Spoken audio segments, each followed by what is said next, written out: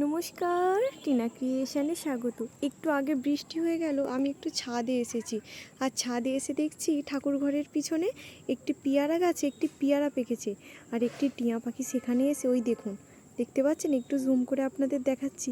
ওই যে একটি পাকা পেয়ারা খুঁজে বার করেছে, করে টুকুর টুকুর করে খাচ্ছে। ওই দেখুন, দেখতে পাচ্ছেন? আর এখানে প্রতিদিন বিকালবেলা অজস্র এই আমাদের টিয়া পাখি আসে, পাশের নারকেল গাছগুলোতে বসে, এই পেয়ারাগুলোতে খায়। তবে আরেকটা জিনিস, এই বাখুলে আমাদের ওই যে একটি পেয়ারা গাছ আছে, দেখছেন? পেয়ারাগুলো একদম পচে পেকে পড়ে আছে। খাওয়ার বিশেষ লোক নেই। পেয়ারাটা স্বাদে ভালো হলে একটু কী হবে, তবে একটু পোকা, সেই জন্য বিশেষ কেউ একটু খায় না।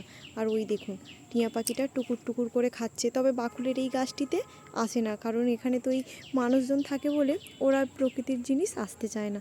আর আকাশটা দেখছেন, অপূর্ব সুন্দর লাগছে, দেখছেন? ভারী সুন্দর লাগছে না? একটু আগে বৃষ্টি হয়ে আকাশটা একদম পরিষ্কার হয়ে গেছে। আর চলুন আজকে আমার ড্রাগন গাছের আপডেটটা আপনাদের দেখায়। ওই যে এখানে সবজির খোসাগুলো আমি শুকনো হতে দিই, পরে দিয়ে দেয় ওগুলো। ওই দেখুন ড্রাগন ফুলটা কেমন বড় হয়েছে, ওই দেখুন, দেখতে পাচ্ছেন? তবে ওর আশেপাশের অনেক কাঁটাতে কুঁড়ি এসেছিলো, তবে সেইগুলোও হয়তো অতি বৃষ্টির কারণে বা কোনো কারণে শুকিয়ে গেছে। আমি দেখছিলাম প্রত্যেকটা কাঁটাতেই ফুল এসেছিলো, তবে কোনো ফুল হয়নি। এই একটি ফুল হয়েছে ভালোভাবে। তবে দেখা যাক এটিও ফল হয় কি না।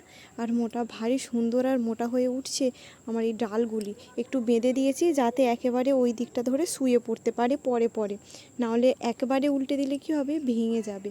আর দেখছেন ভারী সুন্দর হয়েছে এই ফুলগুলি। এইগুলো সময়ের সঙ্গে রং পরিবর্তন করতে থাকে।